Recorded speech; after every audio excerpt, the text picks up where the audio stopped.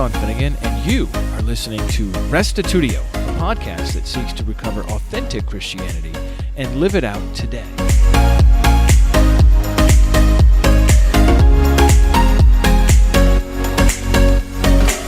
Today we are shifting gears from the Old Testament to the New Testament, from Hebrew manuscripts to Greek ones. We'll begin with the earliest evidence for the Greek New Testament, the papyri. Made from the papyrus plant, approximately 130 of these manuscripts survive today in museums around the world. In this lecture, you'll learn the important role collectors like Chester Beatty and Martin Bodmer played, as well as the earth-shattering discovery made by archeologists Bernard Grenfell and Arthur Hunt at Oxyrhynchus Egypt. This is going to be just such a blast going through this material together, looking at these stories of discovery and adventure that happened over the last couple hundred years that give us the oldest witnesses to our New Testament. Here now is episode 335, our Bible class, part 6, Greek New Testament Papyri. We've now spent 5 lectures looking at the text of the Old Testament, and this is really an important part of the Bible. It's like, 70% of our Bible? So I thought it was important to spend 5 lectures looking at the text and how we compare those texts to each other, and also Jewish translations. Now we're transitioning to look at the New Testament, and this is all part of the first part of how we got the Bible, which is the text itself and the transmission of the text. And then we're going to look at translation in the second part of this class. When it comes to Greek New Testament manuscripts, we have 5 types of manuscripts. First, we have the papyri, then we have the uncials, then minuscules, then lectionaries, and then last of all, the church fathers. The papyri are written on papyrus. Papyri is just plural. We don't say papyruses, we say papyri. And all the rest of these are mostly written on parchments. The papyrus is a reed plant that grows in marshlands. And around the Nile River, there are lots of marshlands where this papyrus plant grows. And it can grow very tall, 10, 15 feet tall. And it has a really stiff stem to it that they can cut off the outer green part and then slice open the white part inside of it into strips and then roll them out and then press them together in horizontal and vertical shape so that you get a rectangle. And then they press that down for multiple days and finally dry it in the sun and you've got the ancient equivalent of paper. Here's a little quote that explains how this all works. This is from Bruce Metzger. He writes, "To make a sheet of papyrus, these slices were placed vertically side by side on a hard wooden plank or table with their edges slightly overlapping. On the first layer, another was put horizontally with the slices running at right angles to the slices of the first layer. By pressing and beating, the 2 layers became one sheet, the plant's natural juice gluing the layers firmly together. The sheet thus made was dried under pressure. Lastly, the surface was polished with some rounded object, possibly of stone, until it became perfectly smooth. The borders were then cut in order to make them straight and to give the sheet a rectangular shape." Here is a quote from Philip Comfort in his book Encountering the Manuscripts. He writes, "Generally speaking, the papyrus manuscripts are among the most important witnesses for reconstructing the original text of the New Testament. It is not the material they are written on, papyrus, that makes them so valuable, but rather the date when they were written. Several of the most significant papyri are dated from the 2nd and 3rd centuries. These manuscripts therefore provide the earliest direct witness to the autographs." Now, you remember that word autographs there is what they originally wrote, is the autograph. And then you have copies of the autograph that go on from there. So here's an outline of what I'd like to cover with you today. 1, the Chester Beatty collection. 2, the Martin Bodmer collection. 3, the Oxyrhynchus collection. And last of all, I want to look at another significant papyrus in particular. All right, so first up, we have Chester Beatty. He's a New Yorker. He's part Irish. I'm a New Yorker. I'm part Irish.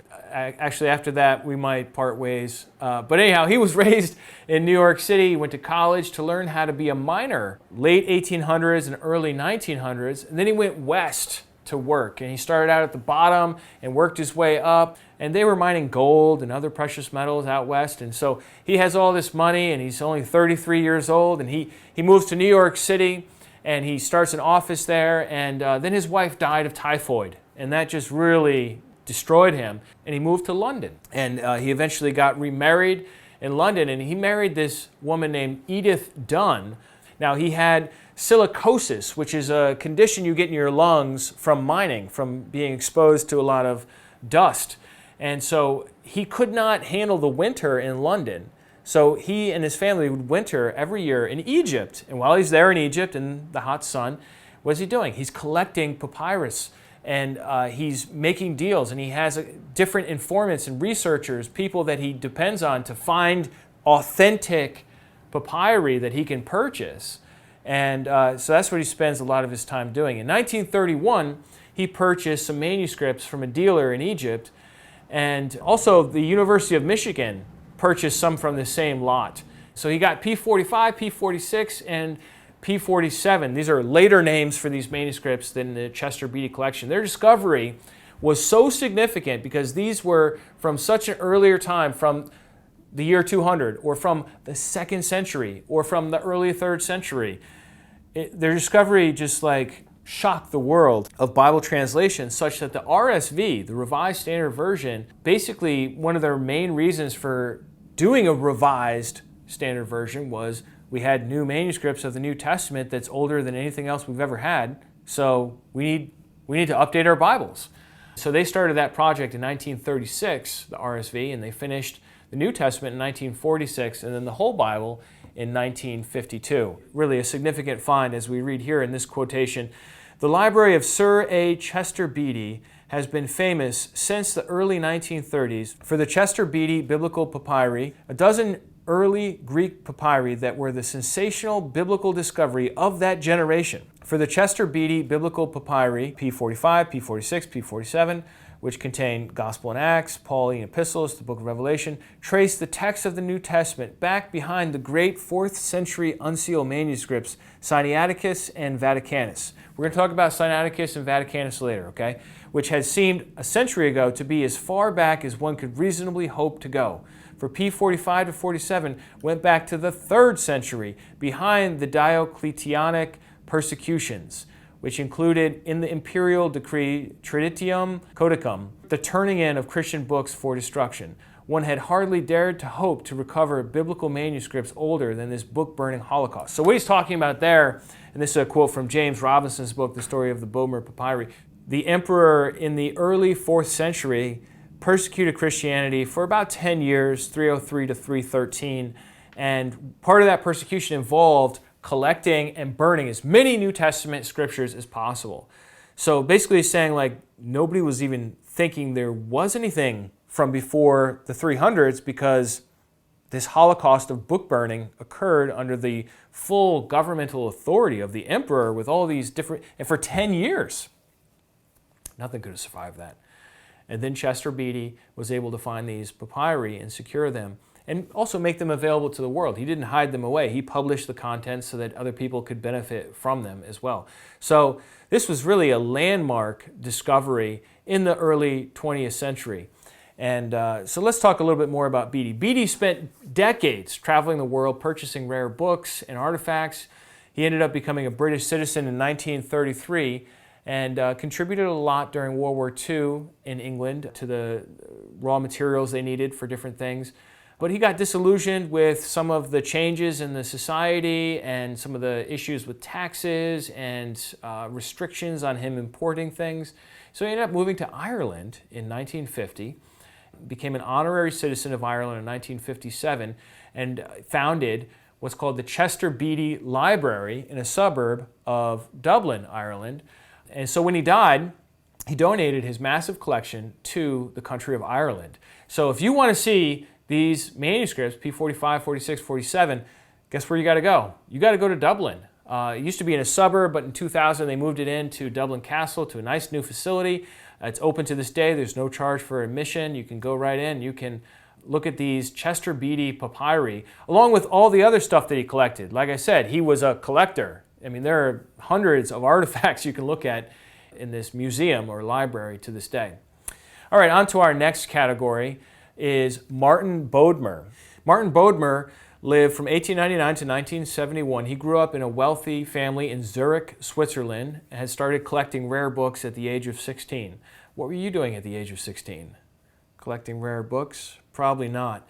But he was, and he had the money to do it. And then his dad died when he was only 17 years old and left him a massive fortune. So he was essentially an independent person from then on, and he spent his whole life collecting. There's TV shows about this, right? Some people spend their whole lives collecting and they just end up with a room or a house just full of junk. Bodmer's not that guy. Bodmer is the kind of guy that's collecting really valuable stuff and ends up with a museum in his honor at his death. So really an all-star collector, and he had like I said, the time and the money to do it, which is significant. By 1939, when he was 40 years old, which is how old I am, 40 years old, his library of world literature had 60,000 volumes. Now, I know some of you have been looking at these books behind me in this class thinking, Sean, you are such an ostentatious book collector having all these books. Well, let me tell you something. I've got nothing on Bodmer. 60,000 volumes. Man, I don't even think I could fit 60,000 volumes in my whole office. So just cut me a break with the books, please. Anyhow, Bodmer purchased some papyri from a dealer in Egypt in the 1950s and the 60s that were found in the Dishna Plain east of the Nile River at a place called Jabal Abu Mana. Say that 10 times fast. Jabal Abu Mana.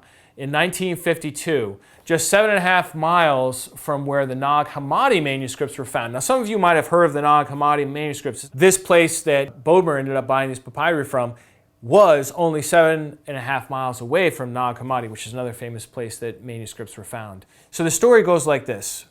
Hassan Muhammad al-Saman, a tall, dull peasant, and Muhammad Khalil al-Azuzi, an ignorant, one-eyed peasant, both from the hamlet of Abu Mana, also called Bahri, found a jar containing books about 300 meters out from the foot of the Jabal Abu Mana at the corner of the cliff. This is quoting from James Robinson's book. Hassan found the jar buried a couple of meters deep when he was digging sabak to fertilize the fields. He called over to Muhammad al-Azuzi to see what the poor find. Then Hassan broke the jar with his mattock and left the pieces where they lay. Then he pulled out the books from the jar and put them in the skirt of his jalabiyah. Some that were torn and in very bad condition were burned on the spot. The discovery may be dated with some confidence late in 1952. And if you want to read the whole story of how after those scrolls were discovered, there was controversy and how eventually they ended up getting sold, you're going to have to buy James Robinson's book, The Story of the Bodmer Papyri. This is just how stuff gets found. You know, if you lived in Egypt and you were digging for fertilizer, who knows? You might find some ancient treasure too, right? This is not something as an American I can relate to. I mean, the most I could find in my backyard digging around maybe would be like an arrowhead, which is like totally lame compared to scriptures that are buried underground. But this is the sort of thing that happens. So the Bodmer Library of World Literature, as it was later called, ended up moving to Geneva. Geneva is a beautiful lake in Switzerland. These are where the Bodmer collection now resides. Here's a picture of P66, John chapter 8. The writing is clear as day. It's just incredible. This thing is centuries and centuries and centuries old, and you can just read it like it was written yesterday. Bodmer also purchased P72, which is the oldest copy of 1st and 2nd Peter, and also has the book of Jude. And also P75, which is one of our most important manuscripts again, which is the Gospel of Luke and the Gospel of John, and it's the earliest copy of the Gospel of Luke. These are not mere fragments, as we saw with some of the Dead Sea Scrolls, some of them no bigger than a postage stamp or a fingernail. These are like multiple page documents, and some of them are feet long, but it doesn't compare to the next discovery that was made, and that is the discovery of Oxyrhynchus. Oxyrhynchus, guess what? It's also in Egypt, about 100 miles south of Cairo, 10 miles west of the Nile River, on the bank of a canal called Bar Yusuf. And Oxyrhynchus is actually the name of a fish. It means the city of the sharp-nosed fish. So there's a particular fish this city was named after, and I guess the name stuck. But Oxyrhynchus was a bustling metropolis from the time of Christ until about the 7th century. And at times it had as many as 30,000 inhabitants, which is a lot for an ancient city. The main players here were Bernard Grenfell and Arthur Hunt, both of whom were born in either 1870 or 1871. Grenfell was out on a dig in Egypt in 1893, 1894, 1895, on other people's digs. And then he picked this site. He picked Oxyrhynchus, and Grenfell's like, I want us to dig here at this place. And when you get to the site, there's like nothing there. And he thinks this would be a really good place to dig. And here, in his own words, is why he thought that was so. Being the capital of the nome, another word for province, it must have been the abode of many rich persons who could afford to possess a library of literary texts. Neither town nor cemetery appeared to have been plundered for antiquities in recent times. Above all, Oxyrhynchus seemed to be a site where fragments of Christian literature might be expected of an earlier date than the 4th century, to which our oldest manuscripts of the New Testament belong. For the place was renowned in the 4th and 5th centuries on account of the number of its churches and monasteries, and the rapid spread of Christianity about Oxyrhynchus. As soon as the new religion was officially recognized, implied that it had already taken a strong hold during the preceding centuries of persecution. So if you're curious, like, how do archaeologists figure out where to dig, this is how Grenfell figured out where one of the greatest archaeological finds, especially when it comes to New Testament, the greatest archaeological find to have ever been found so far, was based on literary references to this town as being a strong place for Christians, having been known as a place that really had lots of churches in the 4th and 5th century. So it's concluding, well, if it had a lot in the 4th and 5th century, as soon as Christianity wasn't illegal anymore, then there were probably lots of Christians in the 3rd century, in the 2nd century. So that's why he started digging there. Now, he started digging there, but he didn't really find much at first. There was actually a third guy. So it was Grenfell, Hunt, and a third person named Flinders Petrie.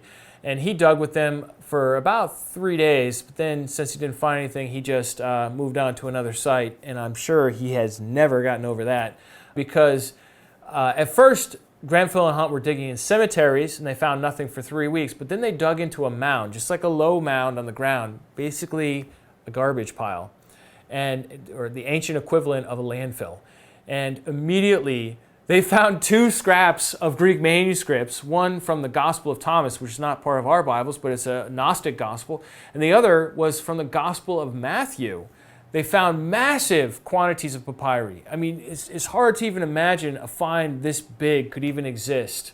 500,000 documents, ancient documents they found. This is like the Cairo Geniza, right? I mean, this is the Christian version of the Cairo Geniza, except it's not a synagogue where everything's kept. This is just like a pile of garbage outside the city. So it's not as predictable, maybe, as what you find in the synagogue there. And there were some that were just as small as a postage stamp, and others that were many feet in length. And it was just a huge, huge find, a windfall in scholarship. The literary texts include writings from Homer, Hesiod, Demosthenes, Euripides, Menander, Thucydides, Plato, and, most importantly for us, 53 New Testament manuscripts.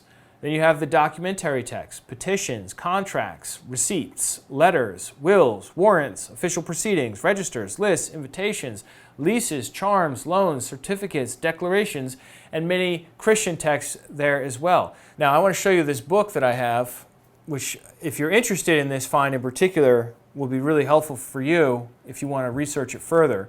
This book is called Christian Oxyrhynchus, and it contains all of the documents from the earliest, which would be 2nd century, up until the 4th century.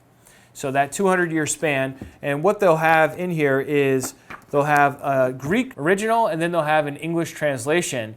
And for each document, they'll give a little introduction for it as well. And there's hundreds of these documents. 53 of them are New Testament, but then there's lots of other things as well that scholars are interested in understanding the history of Christianity. So take a look at that if you're interested. We can read from this book. It says, Some of the very earliest Christian artifacts we currently possess come from Oxyrhynchus. Additionally, to further highlight the importance of Oxyrhynchus New Testament papyri, of the 127 New Testament papyri currently published, 53, or 42%, come from Oxyrhynchus. As one moves from the 2nd to 3rd century, then to the 4th century, the papyrological evidence for Christianity expands. As one proceeds into the 5th century, and especially into the 6th and 7th centuries, just about every document is overlaid with a Christian veneer. For example, the sale of a part of a house at Oxyrhynchus in the year 644 or 645 reveals this very phenomenon, as it begins by referring to Oxyrhynchus as, quote, the illustrious and Christ-loving city. That's from Lincoln Blumell and Thomas Wayment in the Christian Oxyrhynchus book. These discoveries led to a revolution in understanding New Testament Greek. I mean, I'm really not overstating this here, people. This is absolutely huge. This is on par with the Dead Sea Scrolls for the Hebrew Bible, Oxyrhynchus for the Greek Bible, for the New Testament. We find P1, which has Matthew 1, P5 has John chapter 1 and John chapter 16. You can see most of these are fragmentary. Most of these are just a chapter or a few verses, but nonetheless they're significant. Then we have, so that was P1 and P5. Then you have P13, which with some Hebrews. P22 has John 15 and 16. P77 has Matthew 23. P90 has John 18. P104 has Matthew 21. P115 has Revelation 3:12. This is actually a picture of P115 right here.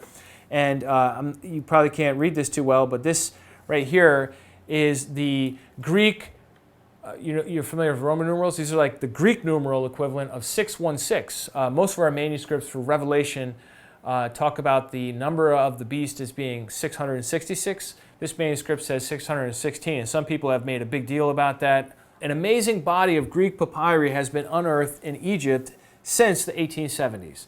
Private letters, official reports, wills, business accounts, petitions, and other such trivial everyday recordings of the activities of human beings.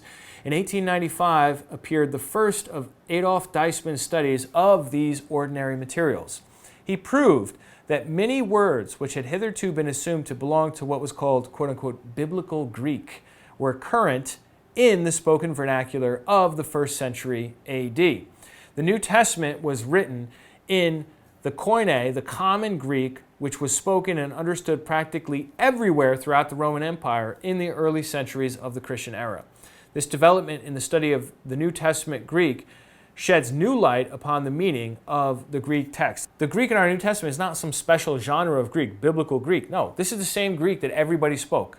And that makes perfect sense if especially the Gospels, for example, are evangelistically minded.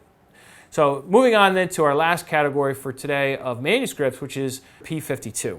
Bernard Grenfell acquired this in Egypt in 1920. 15 years later, a man named Colin Roberts was sorting through unpublished papyri at the John Rylands Library at Manchester in England and recognized this little fragment. It's about the size of a credit card, just a couple of inches. And on the front, it has John 18, 31 to 33, and on the back, John 18, 37 to 38. And what's crazy about this little scrap of paper is that it contains the earliest piece of the New Testament on planet Earth that we've yet discovered. From the year 125 AD, many scholars believe the Gospel of John was written in the 90s. So like this little piece of paper comes within like 35 years, give or take, of the writing of the original gospel. I mean, you just never get anything like this when it comes to ancient manuscripts. There's always a century or more of a gap. 35 years is just unheard of. Here's what Bruce Metzger said about this discovery. Although the extent of the verses preserved is so slight, in one respect, this tiny scrap of papyrus possesses quite as much evidential value as would the complete codex. Just as Robinson Crusoe, seeing but a single footprint in the sand, concluded that another human being with 2 feet was present on the island with him, so P52 proves the existence and the use of the 4th Gospel during the first half of the 2nd century in a provincial town along the Nile far removed from its traditional place of composition, Ephesus in Asia Minor. Had this little fragment been known during the middle of the past century, which for him was the 19th century, That school of New Testament criticism, which was inspired by the brilliant Tübingen professor Ferdinand Christian Bauer, could not have argued that the fourth gospel was not composed until about the year 160.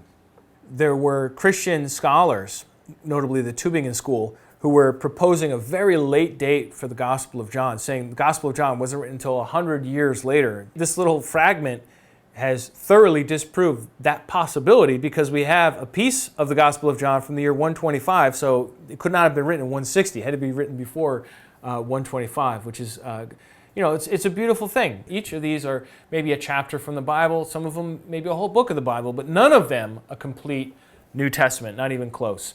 And you can see, all this different evidence that we have, this is all from the 2nd century. I mean, this is just as good as it gets when it comes to historical evidence and manuscripts. But earlier, it's not necessarily better because you also need to be concerned about the quality of the manuscripts. Some scribes are just going to scribble things out, and other scribes are professional and they're going to take their time and they're going to draw their letters very carefully. So as it turns out, there's 4 types of scribes, and I thought this would be a good time to cover this with you. First, you had the common scribe, which is a semi-literate writer who produces inelegant cursive. Then you have the documentary scribe, who is a literate writer experienced in preparing documents. Then you have the reformed documentary scribe, a literate writer experienced in preparing documents and in copying works of literature. Then last of all, we have the professional scribe, who is a professional writer who employs telltale marks of professionalism, like little markings tallying the number of lines. These are the different kinds of scribes. If you want to learn more about these scribes and the papyri in general, I highly recommend this volume, but only if you have a working knowledge of Greek. If you don't have a working knowledge of Greek, this is not going to do much for you. But this is Philip Comfort and David Barrett's 2-volume work called The Text of the Earliest New Testament Greek Manuscripts, where they give you, in this volume, papyri 1 through 72, and in this one, 75 to 139. And inside, there's just a Greek transcription of the papyrus. A lot of times, they'll give you a picture of what the papyrus looks like. They can't do that for every single one of them, but they do it for a lot of them, and you can work your way through if you can read Greek. If you can't read Greek, it's not going to do you much good. But this is where I'm pulling on for the source of these different papyri and these different scribe characteristics. Philip Comfort is kind of an expert on this subject, as well as Bruce Metzger. I should mention that book too. This is in all English. And I will be depending on this a lot for subsequent lectures on Greek manuscripts. This is called The Text of the New Testament by Bruce Metzger and Bart Ehrman. I think this was Bart Ehrman before he was an atheist. He was working with Metzger on this. A lot of Ehrman's later stuff is very antagonistic towards Christianity, so keep that in mind. Now let's talk about the most reliable papyri, just as a way of concluding, rounding out this topic of the earliest New Testament manuscripts. This is a quote from Comfort. He writes, "One of the ways of establishing reliability, or lack thereof, is to test a manuscript against one that is generally proven for its textual fidelity. For example, since many scholars have acclaimed the textual fidelity of P46." Now, I already mentioned to you P46, but he's saying here, P46 is solid. It's legit. Scholars recognize P46 is accurate based on internal and external reasons. He says it is fair to compare other manuscripts against it in order to determine their textual reliability. The most reliable texts are P1, and then the second one here is interesting. It's P4, P64, and P67. These are 3 separate papyri that later on they discovered actually are one document. So it's one document, but it has 3 names. Then you have P23, P27, P30, 32, 35, 39, 49, and 65 are also one. Then you have 70, 75, 86, 87, 90, 91, 100, 101, 104, 106, 108, 111, 114, and 115. These manuscripts produced with acumen display a standard of excellence. The scribe's motivation for accuracy could have come from their respect for the sacredness of the text or from their scribal training, or both. In any event, they produced reliable copies that largely preserve the original wording of the New Testament writings. It is to these manuscripts that we look for the preservation of the original wording of the various writings of the New Testament. I think it's just so fascinating. I've been looking at this stuff and reading them and trying to really wrap my mind around, the earliest parts of the New Testament. Next time we're going to look at these larger manuscripts that were written on parchments in our continuing quest to understand how we got the Bible. All right, that's it for this one. What'd you think?